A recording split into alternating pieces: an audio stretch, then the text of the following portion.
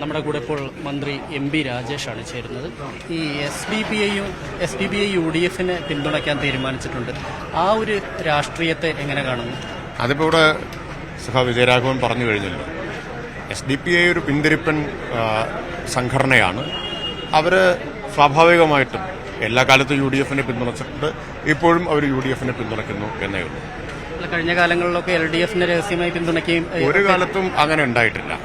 LDF-ന് കിട്ടിയിട്ടുള്ള പിന്തുണ ഉറച്ച മതനിരപേക്ഷവാദികളായിട്ടുള്ള വ്യക്തികളുടെയും പ്രസ്ഥാനങ്ങളുടെയും പിന്തുണയാണ്. മതനിരപേക്ഷതയാണ് LDF-ന്റെ കൈമുതൽ, അതാണ് അടിത്തറ. ഈ തദ്ദേശ ഭരണ സ്ഥാപനങ്ങളിലേക്കുള്ള തെരഞ്ഞെടുപ്പിലൊക്കെ ചെറിയ നീക്കുപോക്കുകളൊക്കെ ഉണ്ടായിരുന്നു പ്രാദേശിക തലത്തിൽ. ഒരു സ്ഥലത്തുണ്ടായിട്ടില്ല, അങ്ങനെ ഒരു പ്രശ്നമേ ഉദിക്കുന്നില്ല. എന്തായാലും അവരുടെ ഈ ഒരു നീക്കുപോക്ക് അതെന്തായാലും ഏതെങ്കിലും തരത്തിൽ SDPI കേരളത്തിലെ ഒരു ഗണ്യമായിട്ടുള്ള ശക്തിയെയല്ല.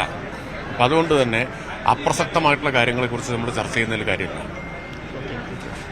എന്തായാലും SDPI-യും UDF-ഉം തമ്മിലുള്ള ഒരു കൂട്ടുകെട്ട് അത് ഒരിക്കലും അവർക്ക് ഗുണം ചെയ്യില്ല. അത് ഒരു കാലത്തും LDF ഇത്തരത്തിലുള്ള സംഘടനകളുമായി കൂട്ടുചേർന്നിട്ടില്ല എന്ന് തന്നെയാണ് ഇപ്പോൾ മന്ത്രി MP രാജേഷ് വ്യക്തമാക്കിയിട്ടുള്ളത്. ക്യാമറാമാൻ പ്രജിത്ത് കോങ്ങാടിനൊപ്പം S വിനേഷ് കുമാർ, News 18 പാലക്കാട്.